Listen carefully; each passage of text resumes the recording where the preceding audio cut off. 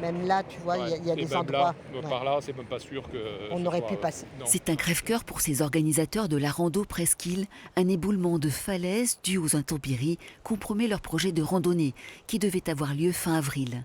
Le centre social de l'Ulamir réunit chaque année 400 marcheurs. On va l'annuler pour éviter tout accident. Et c'est une déception parce que ça permet aussi de faire une rentrée d'argent aussi pour le centre social. Une déviation par la route a été mise en place, mais les sentiers restent gorgés d'eau et ces amoureux du littoral préfèrent longer l'océan. Tout comme à Crozon, au-dessus de la plage de Postolonec, un effondrement de falaise vient aussi jouer les troubles fêtes. Le sentier, ouais, il a encore bougé. Ah, il a encore bougé? Ouais, si, ça a encore bougé par rapport il y a quelques jours. La commune a trouvé la solution de repli, un chemin rural pour contourner la falaise sur 1 kilomètre. Les randonneurs de la presqu'île doivent s'adapter. On a dévié le parcours ici par le chemin que la commune nous a donné. C'est peut-être pas aussi joli que la côte, quoi. Ouais, ça devient assez dur, quoi. Sur certains chemins, c'est glissant, c'est raviné par endroits.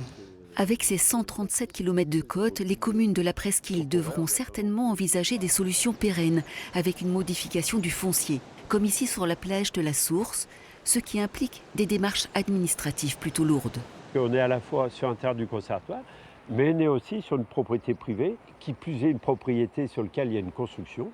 Donc il va falloir qu'on rencontre les propriétaires des terrains, qu'on trouve une solution, soit par le biais d'une convention avec eux, soit éventuellement, à défaut, par une modification de la servitude de passage des piétons sur le littoral, une modification qui se fait par arrêté préfectoral.